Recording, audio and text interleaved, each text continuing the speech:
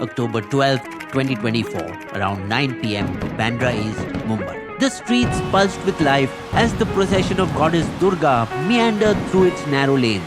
The dancing crowd set off a relentless crackle of fireworks echoing in the sky. In an adjacent lane inside his son's office, Congress turned NCP leader Baba Siddiqui was discussing a new building project. 30 minutes later, Siddiqui stepped out into the bustling night, accompanied by his driver and the one constable guarding him, and began walking towards his car, parked strategically 200 meters away. An old habit, because as he covered that distance, it would give him an opportunity to meet and greet with workers and stay visible among his supporters. But in the cover of chaos of that festive street, 3 youths sat huddled in a parked auto rickshaw, waiting, their faces wrapped in handkerchiefs and tightly clutching something heavy in their bags. The bursting crackers, the festive crowd and the single constable guard all seemed a perfect opportunity, and they walked out. Just as Siddiqui reached his car and was about to open its door, the 3 strangers who had by now reached within a few feet of him got into action. One took out a can of pepper spray, perhaps to disorient Siddiqui. At exactly the same time, panic overtook his colleague, who suddenly whipped out a 9mm Turkish pistol and haphazardly fired 6 rounds at Siddiqui. 4 bullets missed him, 3 hitting his car and 1 a bystander's leg. But 2 were bang on target, piercing Baba's chest. The popular politician fell to the ground, muttering, "Bullets hit me, I won't survive, I will die." The constable, specifically there to protect him, was left stunned in the ensuing melee. But before he could take any action, the first stranger with the can doused pepper spray into his eyes, leaving him groaning in agony. Then, using the cover of fireworks that blended seamlessly with the gunfire, the 3 shooters dashed away through the crowd, who remained unaware of the events, lost in their festive revelry. While the driver began attending to the wounded Siddiqui, the disoriented constable gathered his wits enough to inform nearby police stations on wireless. "Control room, 3 हमलेवार, मध्यम ऊंचाई, अभी बाबा सिद्दीकी को गोली मारी." Within minutes, 10 policemen from nearby stations rushed to the crime scene. However, by this time, the criminals had changed their shirts and ran quite some distance. One of the shooters, after changing his shirt, was so sadistic that he was going back to see Siddiqui's body. Though strangely enough, he ran into the police, who asked him for help. 3 shooter को यहाँ से भागते हुए देखा क्या? Shooter नहीं तो. But another person did help. कोई मोबाइल चोर को चिल्ड्रंस पार्क की ओर भागते हुए देखा, उस तरफ. In the dark shadows of the park, the cops saw one shooter trying to climb a barbed wire boundary wall and instantly nabbed him. भागता कहाँ है साला? Another one hiding in the bushes, a scared youngster, tossed his gun aside and came out to surrender. The police seized their guns and recovered another pistol and 2 Aadhaar cards bearing the same picture but with a different name from a black bag near the crime scene. But the 3rd shooter, the one who mingled in the crowd, was so cold-blooded that he actually reached Lilavati Hospital where Baba was taken to see whether their mission was accomplished, which TV channels confirmed later the same night. First, the Salman Khan firing, and now this reminded Mumbaikars of the gang wars of the 80s and 90s, which occurred with similar regularity. Their dominance threatened, and considering the profile of the victim, the Mumbai Police and Crime Branch formed 15 teams, furiously interrogating the 2 nab shooters who revealed where they had come from outside Mumbai. Haryana, UP. Also unmasking the 3rd absconding shooter, a resident of UP, who often put wannabe aspiring gangster posts on Instagram. यार तेरा gangster है जानी, शरीफ तो बाप है, हम नहीं. But next morning, in a viral social media post, one Shubham, aka Shubhu Lonkar, owned up explicitly. जो भी सलमान और दाऊद से रिश्ता रखेगा, हम उसको खत्म करेंगे. Pointing to Siddiqui's extremely good family-like relations with Bollywood's bhai. And who is obviously against Salman right now? Of course, the notorious Lawrence Bishnoi gang. After a warning-like drive-by firing on Salman's Galaxy apartment in April this year, this killing of Siddiqui seemed like an even more brutal message. A bit to stamp their gangster authority over Mumbai and also revenge for the suicide of their shooter in police custody in the Salman firing case. Wait a minute. Unlike the Salman case, where Lawrence's cousin Anmol Bishnoi directly took responsibility, This time, it was some pawn who did the honors, while the Bishnoi top rung remained silent. Change of modus operandi? What's cooking? So was it really Bishnoi or someone else? How was the attack planned? Who was Siddiqui and why does he matter? Subscribe and press the bell icon and then watch the full video to get all the answers. Please do like, comment and share.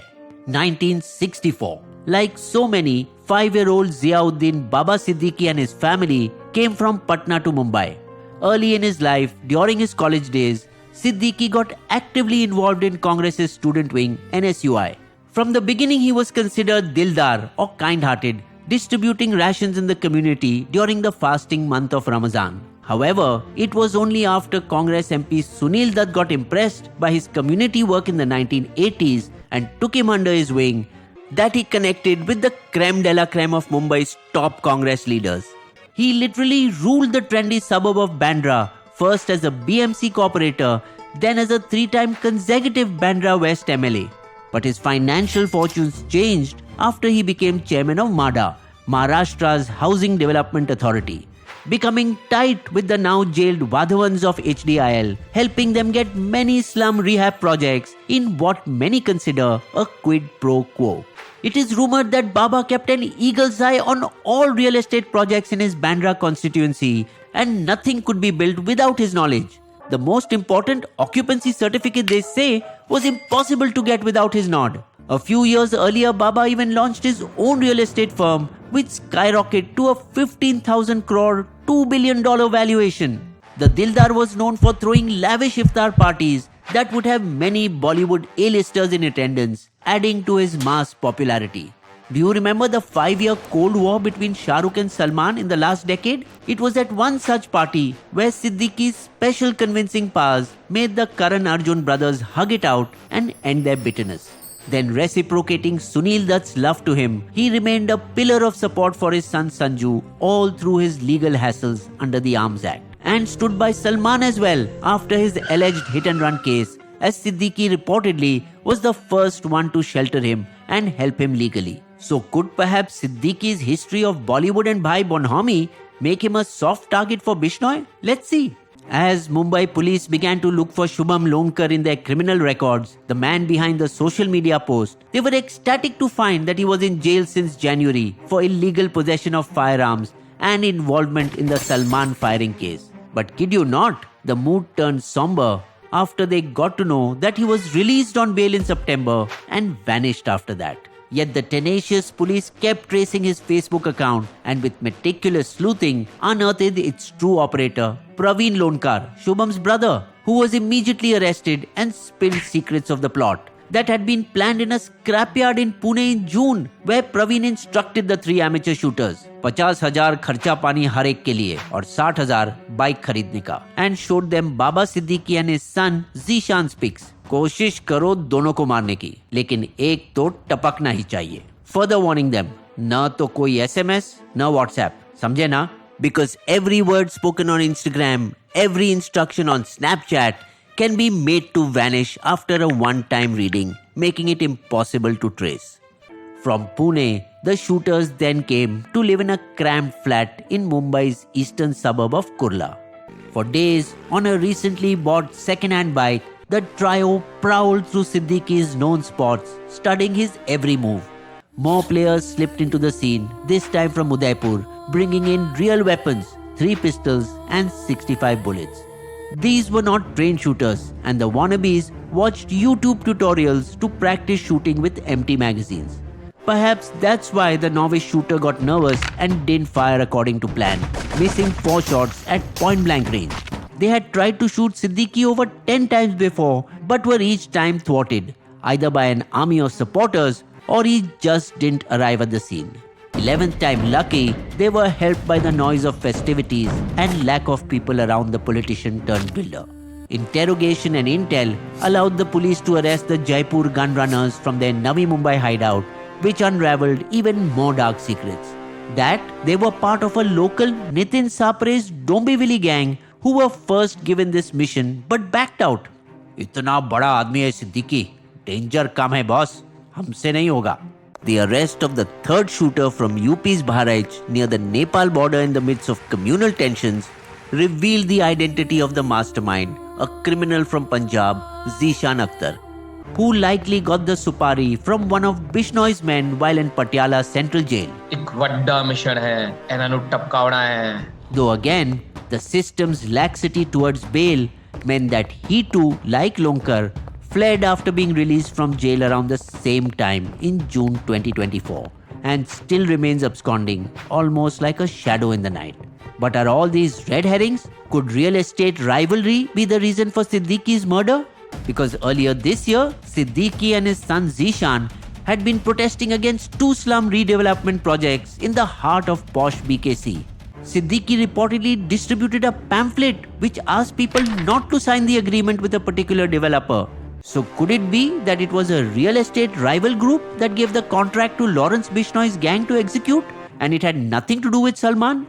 Now that Anmol Bishnoi is arrested in Sacramento, USA, will we get to know the real truth behind it all?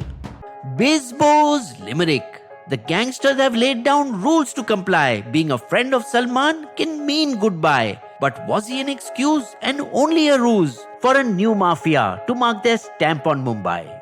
You will also find these sources listed in our video description section.